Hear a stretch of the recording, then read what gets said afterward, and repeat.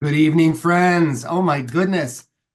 So happy to be with you again tonight. Oh, it's always a treat. I have to tell you, the week of our intensives is like there's all this crazy panic back in the background because we're dealing with a lot of different shows. I mean, this week we're doing 12 shows. That means 12 different groups of actors. That means lots of moving parts. So it's kind of pandemonium in the backstage. Not in this backstage, but in like the TBTB world. But to be able to get together and to screen like this, what we're doing right now, it just makes it all worthwhile because here we are, Thursday. My name is Nicholas Viselli. I'm the artistic director of Theater Breaking Through Barriers. Indeed, once again, coming to you so very live from right here deep in the heart of the Thunderdome, right in Midtown Manhattan, right on 42nd Street. And on behalf of our entire company, all of our artists, all of our staff, all of our team, I want to cordially welcome you to Theater Breaking Through Barriers' third Hybrid Playmakers Intensive, or HPI3. DRAMAPHEMERA. It's been really a great week. I think our shows are always wonderful. It always amazes me to see how a show goes from being just a random pairing of artists to a finished product. That's kind of miraculous to me. Um, and to be able to share them is even more miraculous. I will say every year the shows are wonderful. I don't know if I want to I don't want to make it sound like I say this every time, but the shows for this intensive have been exceptional. Monday night we had a wonderful one by Jared Bogart, and Tuesday was a wonderful play by Anne-Marie Morelli, and last night we had Christopher Chan Roberson's Teeth, which was perfect show for a Wednesday, and tonight we have a wonderful show tonight. Um, Fareeda Pasha is one of I have to say I absolutely adore her. I'm kind of in awe of her because she is such a wonderful writer, and like her chosen profession is not even this, and yet so it's like she does this so well. I can't even fathom like anything else that she does because it's really that great. So I'm so excited that we're doing her play tonight. The play was directed by, oh my goodness, Estrella Tamez. There's her name again. She was in Anne-Marie Morelli's show on Tuesday night. We talked about her last night, and here she is tonight. The play is called Time to Wonder, Do I Dare? With two wonderful actors. Oh my goodness. We have Sommer Carbuccia and we have Bree Klauser, and we're all set now. I'm not even going to say anymore. It is we're already a few minutes behind, so I'm going to just lock my verbosity, and I'm going to say, ladies and gentlemen, dear friends, all of you, time to sit back, relax, and thoroughly enjoy Fareeda Pasha's Time to Wonder. Do I dare? Hi, my name is Bree Klauser. I use they them pronouns. I will be playing Jane. I have short brown hair and brown eyes. I am wearing a blue sweatshirt with white trimmings at lounge clothes. I am sitting in front of a a tannish reddish wall, and I am handling a silver embroidered pocket watch. Hey everyone, my name's Sommer. I'll be in front of a blue, kind of techie, futuristic looking background. I currently have a scruffy beard. I wear a gray slash black beanie, a gray long sleeve shirt, and some funky sunglasses. Thank you.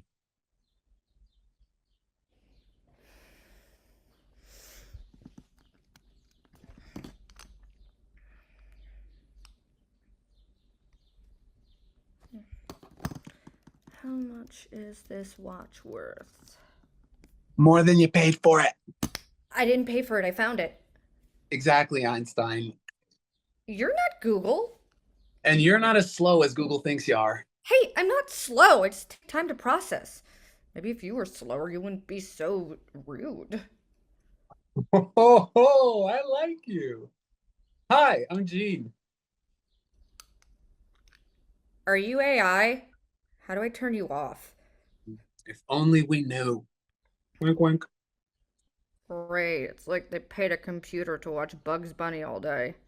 Well, what better way to learn about baseball, carrots, and the Barber of Seville? Okay, smartass. I bet you don't know how much this watch is worth.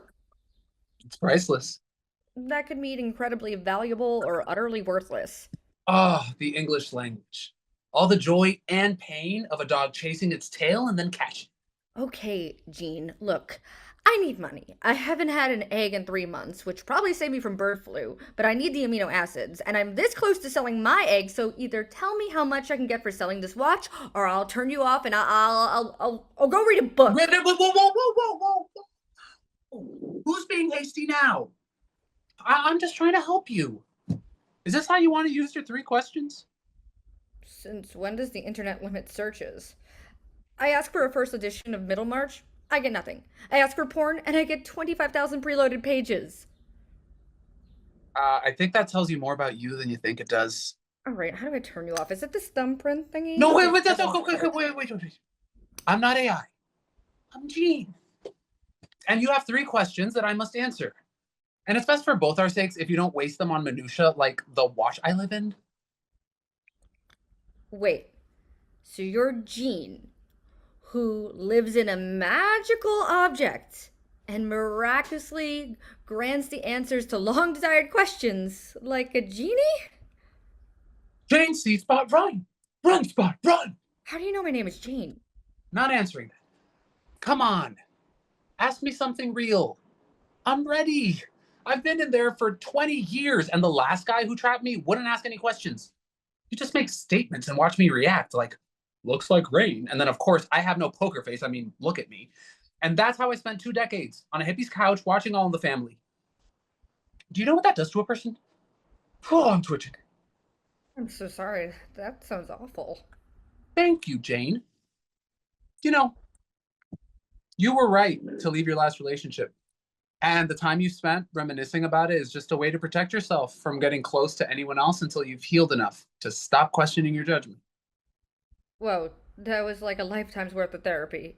Oh, you didn't even have to ask. See? Free Sam. Oh, so come on, hit me with 3 questions. What do you got? I don't know what to ask. I need time. Okay, well, I don't have time, Jane. I'm gonna be real with you. Okay, I got 8 minutes. 8 minutes?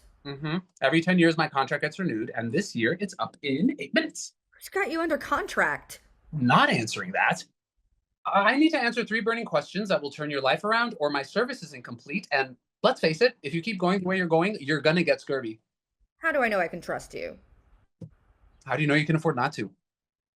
See what I did there?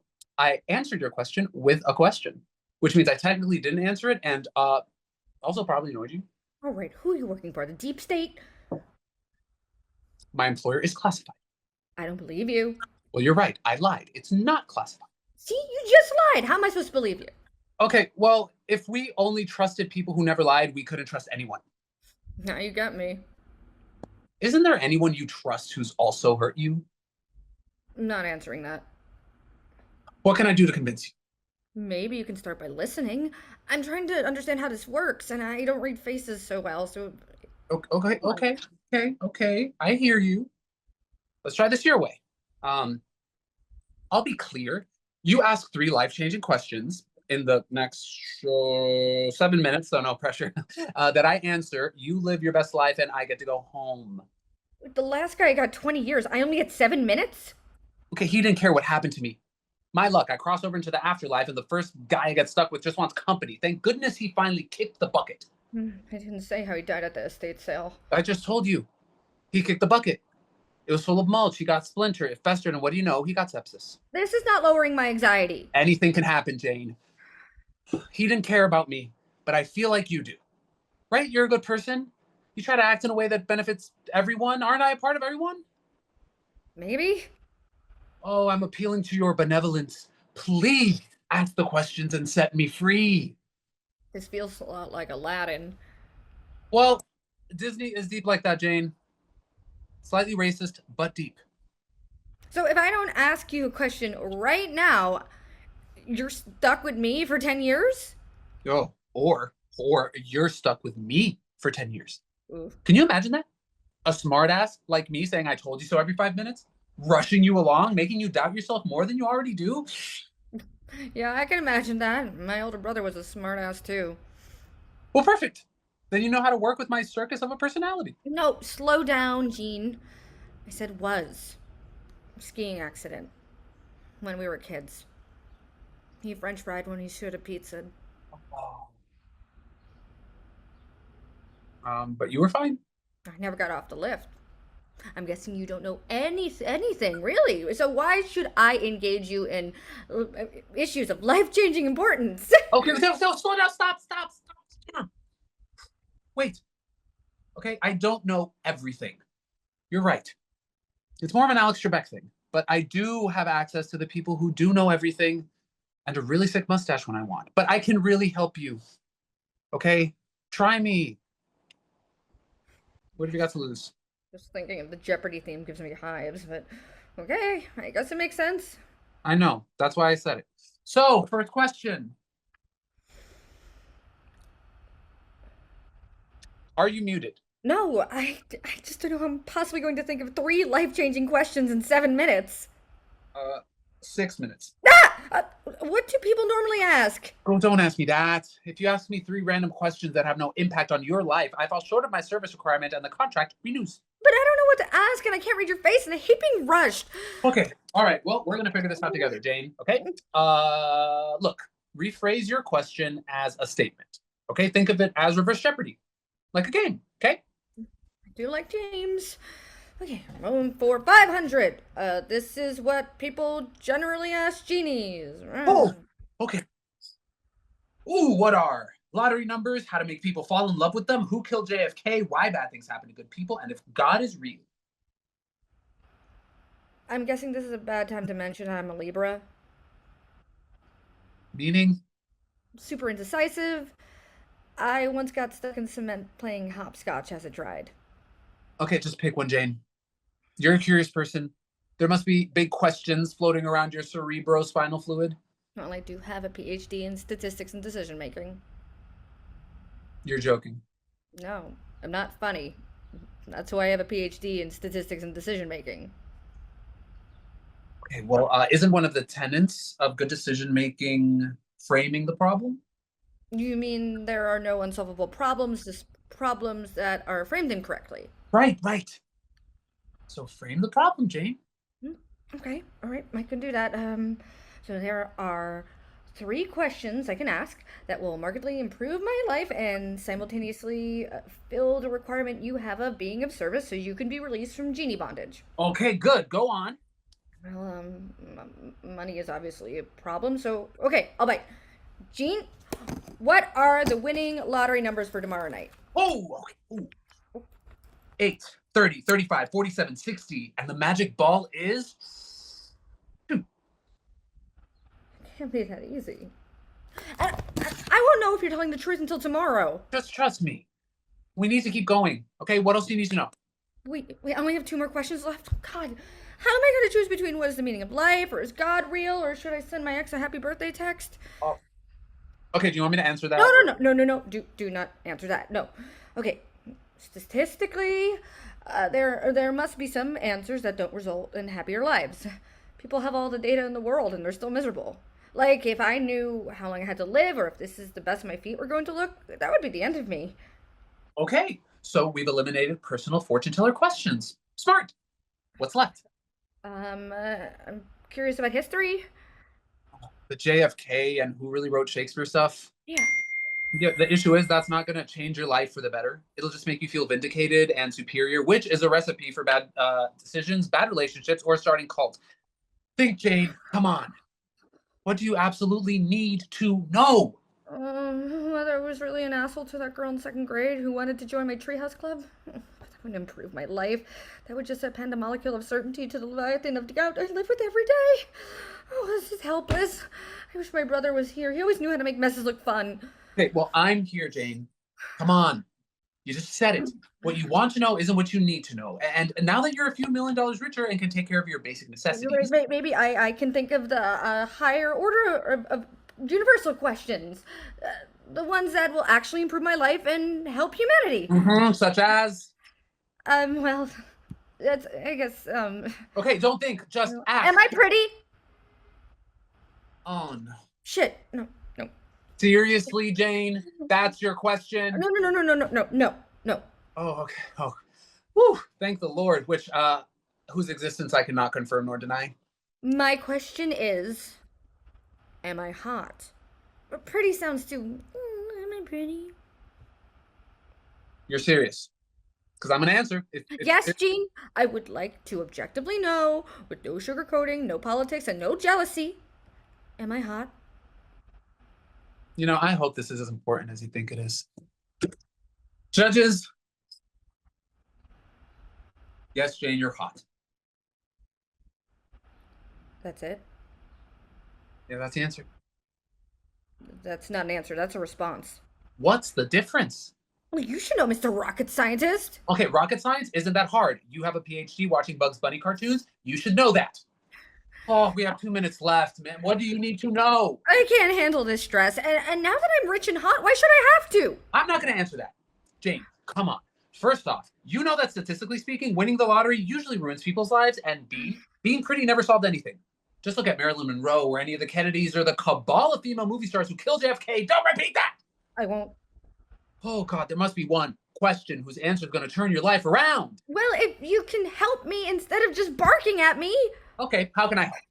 Just give me time. We tried that. And don't rush me. Everybody always rushes me. And what have you done with all your time anyway? Okay, hey, phone, play the Jeopardy theme song. Okay. This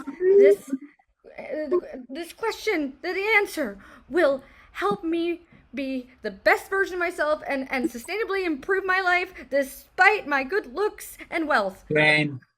I'm not Jane. slow. I'm taking the exact amount of time I need, which is healthy and a sign of good judgment. Jane. Jane. I'm done. What? No. Sorry. I wish I knew how to go your speed. Story of my life. Well, at least you got the next 10 years to figure it out. But I don't need 10 years. I just needed... Wish my brother was here. He would have known what to ask. He was a real genius.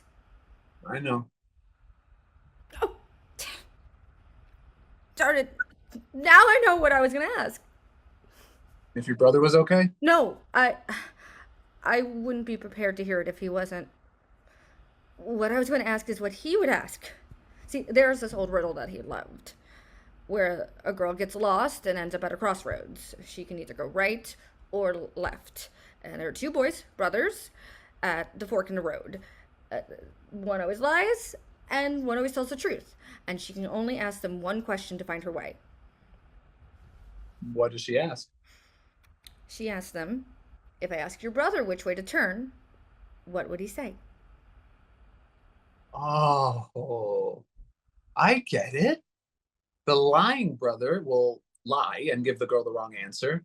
And the truthful brother will tell the truth that the lying brother will also give the wrong answer. Right. So the answer is do the opposite. As in? My final question to you is, what do I need to know right now to change my life? That's good. Wow, that no one ever asked that. Well, the train doesn't even cover it. Well,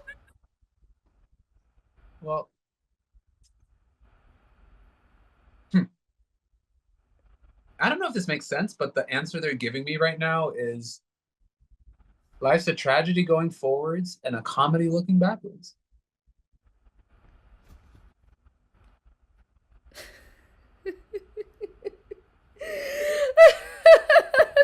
motherfucker. Oh, God. Jane, would you get mad if I told you something? Probably based on how you're phrasing it. Try to control yourself, but I lied. What? I'm not hot? No, you are. I lied about the time. We still got 10 seconds left. Really? Yeah, I don't want you to feel rushed. So, Thank you, Gene. no, Jane, thank you. You can buy yourself a lot of eggs with that watch. I think I'll hold on to it. Hey, and Jane, your brother's doing just.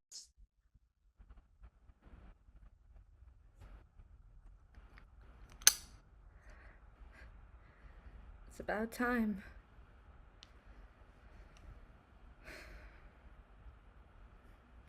What do I need to know right now?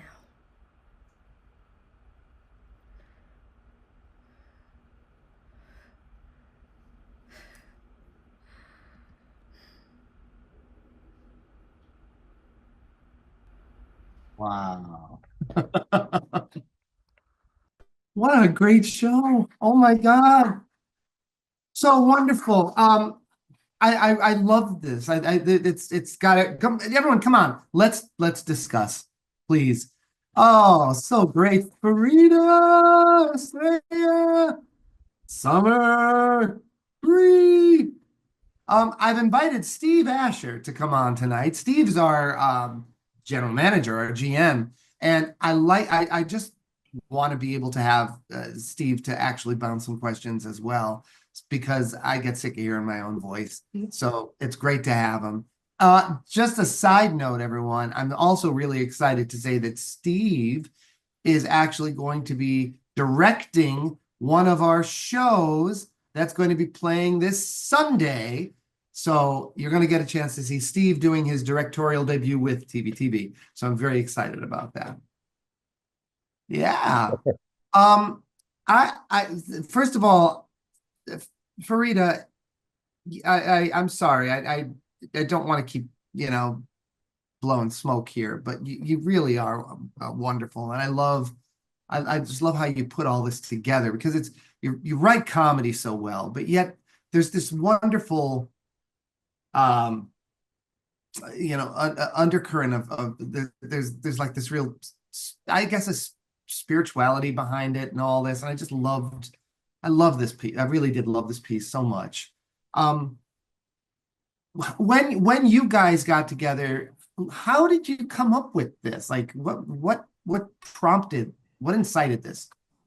Well, I first off want to say amazing job to the cast, Sommer and Bree, and to Estrella for directing this.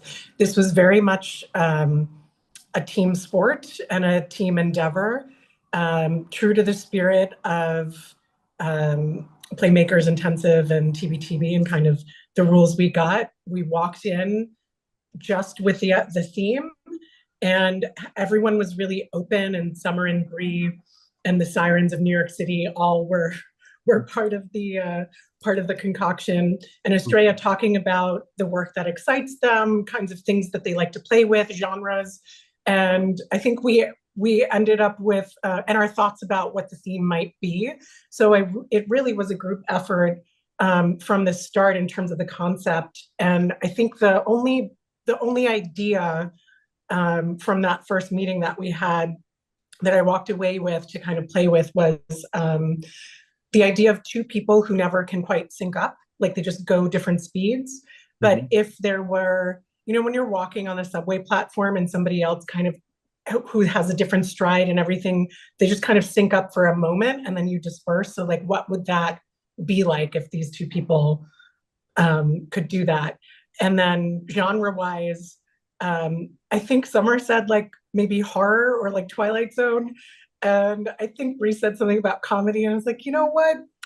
I am too scared to watch horror things. So we're probably going to lean into comedy. And then through the process, I mean, direct lines, I really cannot take credit for Bree and Sommer and Estrella coming up really with the words that felt like they made sense, with jokes that ended up in the script. So really this is, it's my name in a certain slot, but this was very much a team effort.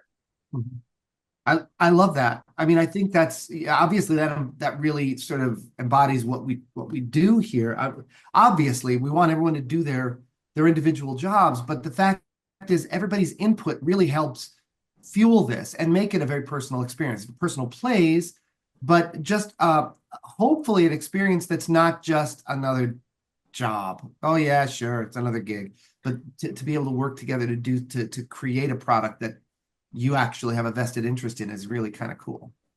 So I loved it. And I mean, there's so many things we can talk about in terms of, in our world today. I love the comedy. I love the syncing up. I love sort of a concept of, an AI or a voice that's sort of, you don't know what that is. Like, there's an intelligence there that you're like, wow, that's kind of incredible.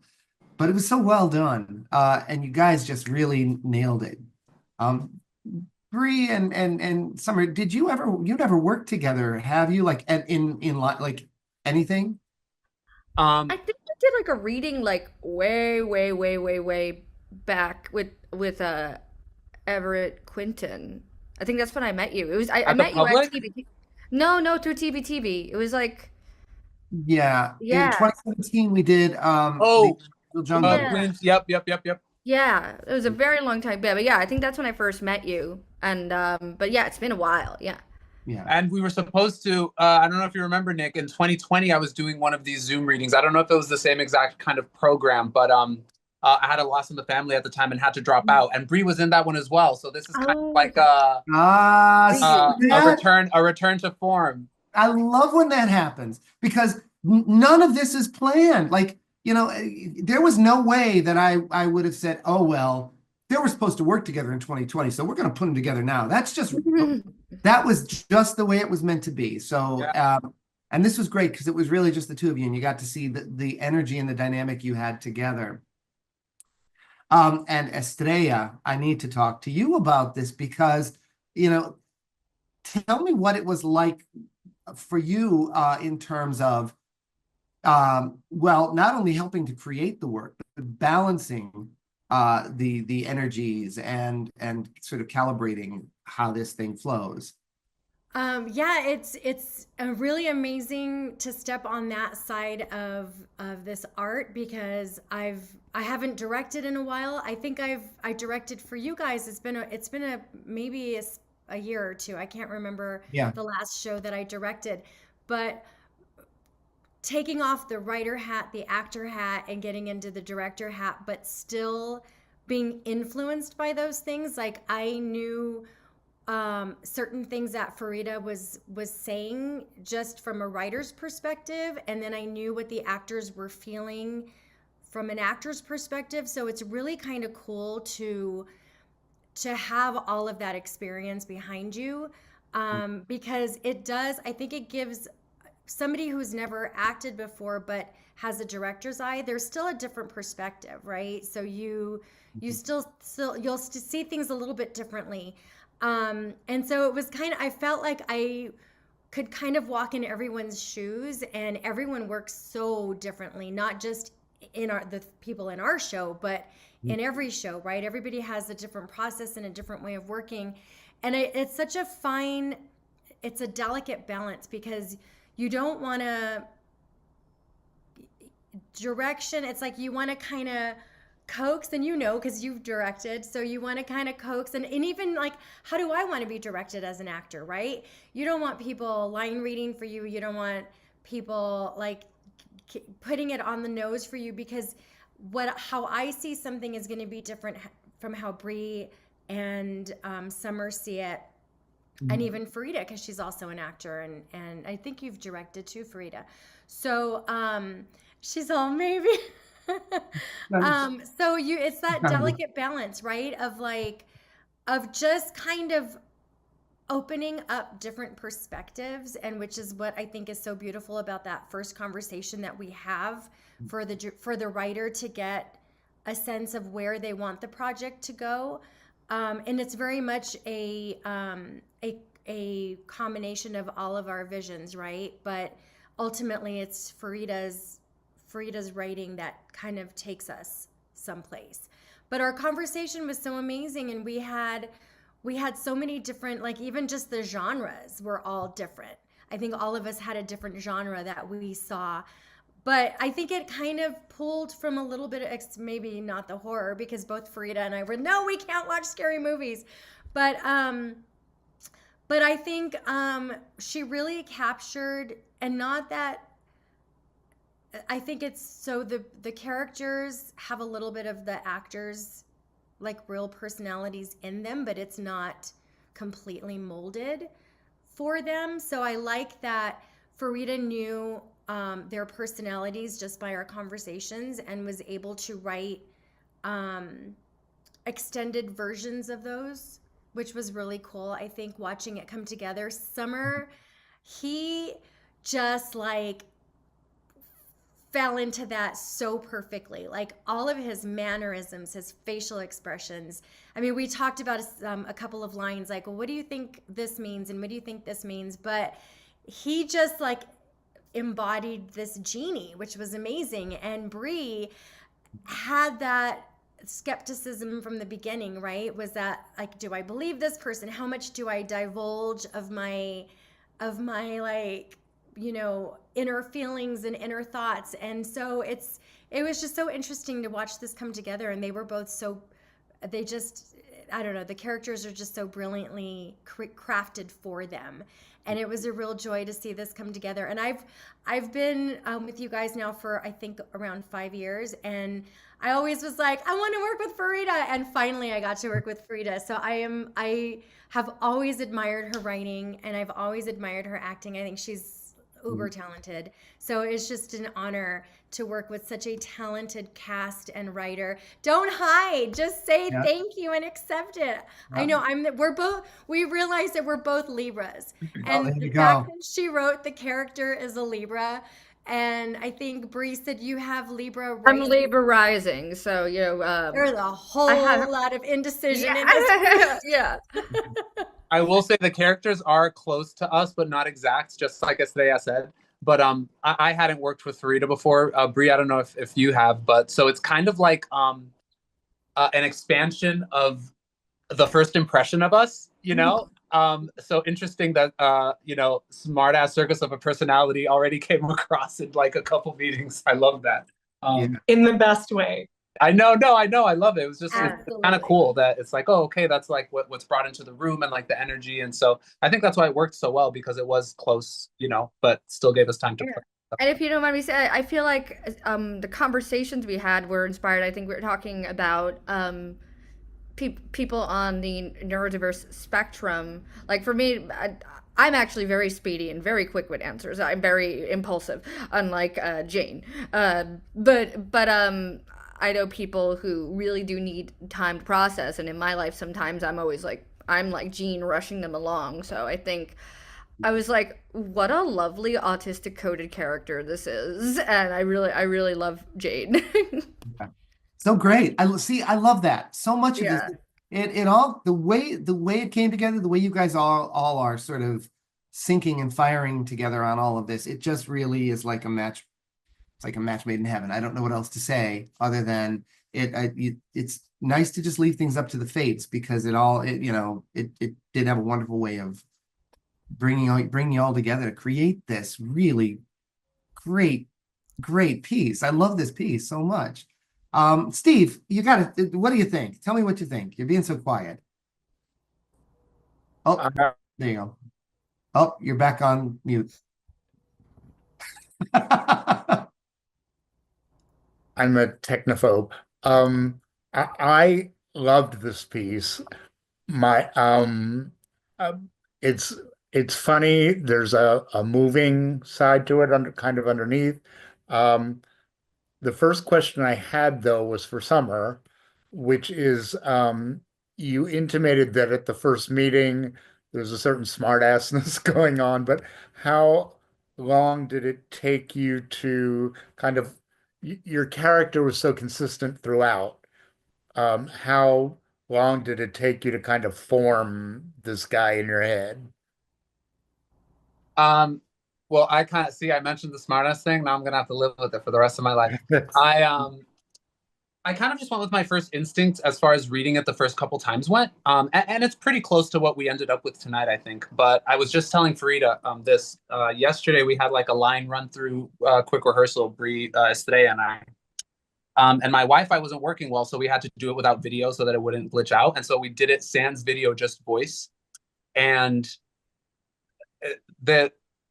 the showman side to him that I was doing because I can see myself on this camera, and so instinctually I'm trying to, work within the confines of that as if it's a self tape also kind of, but not being able to see myself let me kind of just let the character rest, and he kind of landed in a different way so that it wasn't. I mean, he was still kind of a showman, I think, tonight in a good way, but it was much. He was at work. This genie's at work and he needs to get this contract signed. You know what I mean? And that kind of undertone kind of came in, the like workplace comedy of it, which the writing kind of lends itself to the comedy and all that stuff. So I think that was so helpful out of a random, like my video not being able to be on. Do you know what I mean? So I guess yesterday is when it landed the closest, but I was just going with my instinct, I think, from read one.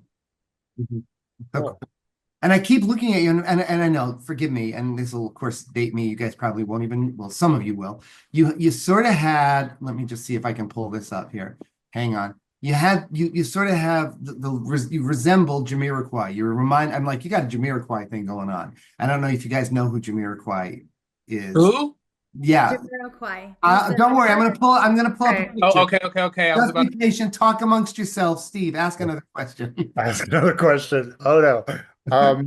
Fareeda, I do kind of wonder at what point did the idea of like the genie in a bottle thing kind of come to you? Was that during the initial meeting or did it come later? It came where most of my ideas come from, which is out of sheer panic of needing to make something, and then feeling like I was going to let the team down coming into rehearsal with nothing. And so I was swimming, I was exercising, and I didn't know this was going to be part of the piece, but I was sort of like, maybe there's a brother and sister, or there's something to do with that. And then I ask a lot of questions in meditation, and I like listen for answers, and sometimes I hear exactly what I want to hear, so I know I'm not actually meditating.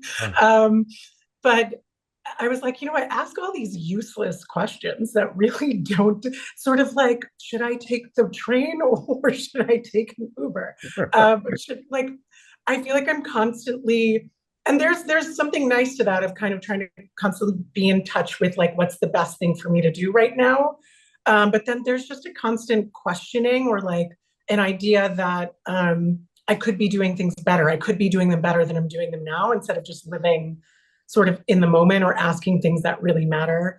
I am absolutely obsessed with JFK and Shakespeare authorship questions. And I have spent a lot of time in YouTube wormholes. And it's sort of like, if I had that time back, what would I do with it? So that kind of idea, it wasn't something planned. I think it's something I find, especially with TBTB and especially in this format, because you really have to pull from what's right in front of you. It's something I'm working through, sort of what are the questions, how can I ask myself better questions so that I can have better answers? And it just came out kind of through the grace of this piece and everyone being so dedicated. I felt like I had a space to explore that, even though it was completely unplanned and not something consciously that I would have thought like, oh, I really want to write a play about asking questions and what that means to have like be tapped into truth. Yeah, and then at some point it did feel very close to Aladdin, and I was like, I have to mention it because it's a genie. He's got this, Robin Williams kind of energy. So I called it out. I grew up on Disney. I can't get away from it. I love it. And I can't believe you guys did not know who Jamiroquai was. There's Jamiroquai right there. Yeah. Oh, yeah. I see it. So it could be a relative of yours, Sommer. Yeah. Yeah, right. Well, and in this video, which is they're one of the most famous videos, the band, was Virtual Insanity, where he's dancing and just the way the room is shifting and moving around him is kind of a cool thing. So that I urge you to go see that video. but it's Life the beard and imitates the art. furry hat thing that was working. What? Life imitates art, imitates life. That's so fun. I'm telling you, you see that now you know where I'm getting it. So just so you know, No, Yeah. I that's didn't pull that out of nowhere. So Yeah, and it's interesting because as much as Fareeda says that she writes comedy and she writes it very well, there is a lot of seriousness underneath the comedy because these are questions that we all think about. Like if you did have those three wishes, like you really have to think about that and not make them like when he says, "Oh my God, really? That's what you really want to know is if you're hot." And yeah. so there is a lot of really depth to Fareeda's writing. So she writes comedy very beautifully, but it's very deep, and there's an underlying message that all of us can relate to. Yeah. Yeah, I agree. I think it's just amazing. Again, as I was here, of course I read it, but it's one thing to read something and it's another thing to hear it. I always had trouble with Shakespeare when I was in school having to read the plays because Shakespeare wasn't meant to be read. It was meant to be like seen, performed. That's how you really get it. And the other day I was in the office here and I told Steve I like to read scripts aloud because it helps me connect with them better. But still, to you don't really get a great sense of the depth of what you guys are doing and what you guys are putting into it, which was so it just opens this up in a beautiful way. I thought the work was so well done, and I thought there was an element of like I said, there is sort of a spirituality element involved in all of this too, which while that is maybe not the most direct thing, that's sort of what I got from it. I read the humor, I read the jokes, I thought it was so well written, and then when I see what Jane is going through, asking the right questions, and trying to find some answers, and that brings the big question, which I will ask all of you, which is if you had an opportunity to have 3 questions Oh God. answered for you, not saying what are the questions, but questions that would perhaps you'd be able to tell what is my life going to be like in 20 years, what's going to happen to me, blah, blah, blah, blah. Would you ask those questions? Would you want to know those questions? If you could know the time that you were going to die, would you want to know that? Those are all interesting thoughts. So time to answer them, guys. yeah. Go. I don't know. I feel like I would lean more like YouTube rabbit hole-y, Fareeda, like you said. Like big universe questions. I feel like those would affect me still. I'd be like, okay, so like before the Big Bang, if that is what happened, and what's in the center of a black hole, and if the universe ebbs and flows and wanes, and we were here before, is that what deja vu is? It would go super 4 a.m. psychedelic-y as opposed to what's the lottery numbers kind of. And I wanted to say, Fareeda, before we all forget, it's titled after a poem that you really liked, right? What was the poem? I wanted to. The poem is a T.S. Eliot poem called "The Love Song of J. Alfred Prufrock," and it's about many things, but the poem deals kind of with a very indecisive narrator who compares themselves to Hamlet, and the line is, "There will be time to wonder, do I dare, and do I dare, time to turn back and descend the stair, with a bald spot in the middle of my hair," and it's just about. There's so much time that I'm going to have time to reverse all of the decisions I make, and how do I even get started on something? Unlike Sommer, I am very conflicted about those big questions of what's going to happen to me, what I want to know, because if the answer goes a certain way, that would really change things, and I don't know that it would be better.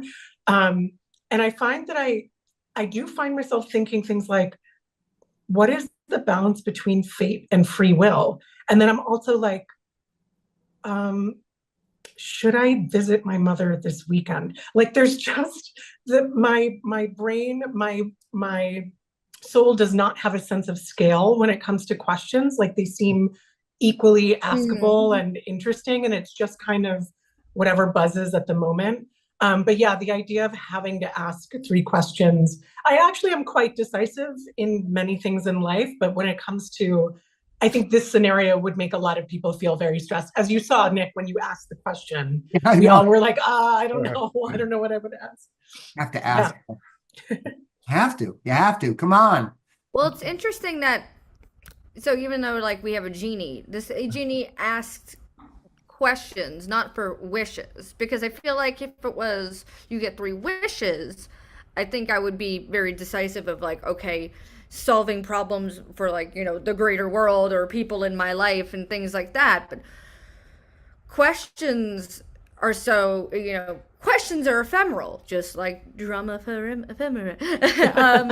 And I feel like going off of what you're saying about the idea of like fate and free will, just the act of asking the question can change the fate. I feel like it's that kind of quantum entanglement type of thing. Like that's where my woo-woo comes in. Yeah, depending on what mood I was in, I would either ask something really impulsive and probably silly, like, am I hot or something, or I would be in a mode where, honestly, sometimes when people ask me how I'm doing, I shake an invisible 8-ball and say, ask me again later. So that might be my first question. Oh gosh, yeah, and I'm a Libra, just like Fareeda, and I think it's not that I have trouble making a decision. I think that I just don't want to make the wrong decision, right, Fareeda? And it's more of like, I don't. If I choose this, then oh my gosh, what if I should have chosen that? Or so it's just and I also like Sommer, and my first graders love it. Like we watch this show called What If when they're eating snack, and it's on YouTube, and I don't show them all of them because some of them are really scary even for me. I'm like, oh my God. But some of them are like, how, what if the earth got sucked into a black hole, or what if the sun or the sun and the moon trade, I don't know. Let's like always ask like these solar system questions and universe questions, and I think those are extremely fascinating. I'm very fascinated by our place in this solar system, in this universe. Like I am very fascinated by that, and I think if I had gone maybe a different route and gone and wanted to get a PhD in something, I might have done that one day. I don't know if I had not chosen the path I chose.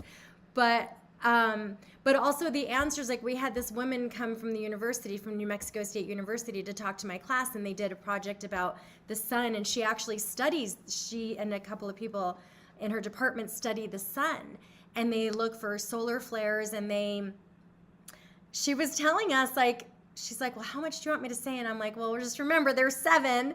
But she's like, yeah, we studied the sun to see when it's actually going to burn itself out. And it's like, the thought of that happening is like, she's like, well, it's not going to be for, billions of years. But the thought of that actually happening, like, it just blows my mind. Like, all of this stuff really blows my mind. And it's just so, sometimes it's too much. I can't, like, okay, I have to stop thinking about it because it's like too much to think about. And we are just this little tiny speck in the universe, and we are all connected somehow. Like it's just incredible. It's mind blowing. So yeah, I don't think I could ask 3 questions. Don't make me do it. No. The philosophical implications are really kind of, and we can open up a whole can of worms and stay on until like 5 o'clock tomorrow morning talking about it. It's just that, and the idea of, even if you going back to you, Bree, if you had 3 wishes instead of 3 questions, you also have to realize that every wish comes with like a whole myriad of other problems. Like, Yeah, there's a whole Faustian bargain Yeah. element So, too. so even answering a question is it still opens the door to a whole lot of other things, like one answer always will promote 1,000 more questions. It's just, that's life, and we are, sorry to say, as beautiful and gifted as we all are, we are all, there's so much that is beyond our comprehension that even if we knew, it would just, we couldn't really comprehend it. So I think part of it is we have to live our lives and go on. And sort of going back to how this group formed, I think, we all walk through our lives in a solitary path, and yet people always come up alongside us and are with us for a while, and then they go off. You're never really with someone forever. And yet we all bump each other along the way, and it could be the smallest bump. It can be someone you meet on the street that just smiles at you, that just changes the course of your day. It could, or it could be something monumental. I'm gonna cry and we have to do another show. Well, we're going to. You guys get to do this again, and that is the gift. But for us, the gift is what you brought to this this stage tonight. Yeah, it's just really beautiful and love. Yeah, I still a question of people when out or if not asking a question and be shame because they know to be questions.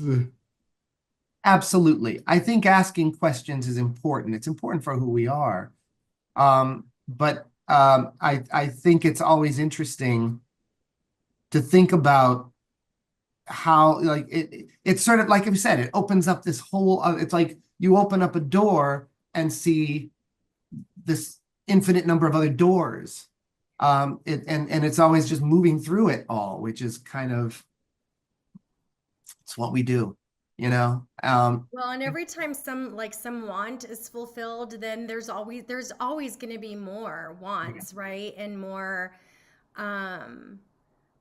like we said, more questions answered. There's always going to be more until the day we die. And that's part of being a human being, is like, okay, I got to this place, now I want to get to the next place. And so it never stops, right? We continue wanting more.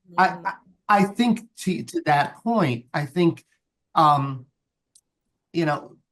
beings are funny, because we always are pushing for a goal. And when we achieve that goal, we're never content. It's always, okay, that was good. Now what? So I believe the best goals should always be just out of your reach, so that you're constantly reaching for it. And just when you think you got your hand on it, it just goes, so you just constantly be moving forward. And that's what will help drive you forward in this life, in this world. And hopefully it's a good goal, so that, it just leads you to a good place. So, but I will sum this up, because we have to go, and you need a few minutes break before we go to the next show. What you did tonight, what you created for us tonight, was just a wonderful gift. So thank you. And the best part is we get to do it again. So we're going to move over to the next channel. So I just want to say thank you all. Thank you all for watching. Please continue to tune in. Tell your friends, tell your families, go to our website, tbtv.org. You can always find out what we're up to. You can always click on the links to the shows that we're going to be doing tomorrow night, and the next night, and the next night, et cetera, et cetera. Tomorrow, just a little plug, we're doing a really wonderful play, another beautiful play by Tatiana Rivera. Tatiana wrote a play called So Much Going On Everywhere All the Time. So I like the sort of the chemistry of what we set up with Fareeda's play, and then tomorrow night, and then the final night, which will be Jeff Tabnick's play. Tatiana wrote it. It was directed by Joel Jones, who is working with us for the first time and is just an amazing actor and director. So I'm so thrilled. And we have two wonderful actors, Jack Sims and Jamie Petrone. So we hope you'll tune in tomorrow night, 7:30, right here on YouTube, so to see Tatiana Rivera. So much going on everywhere all the time. Thank you so much. Have a wonderful rest of the evening and join us on Facebook in a few minutes. Thanks so much. And we'll all pick up this discussion on the other end. Good night, everyone.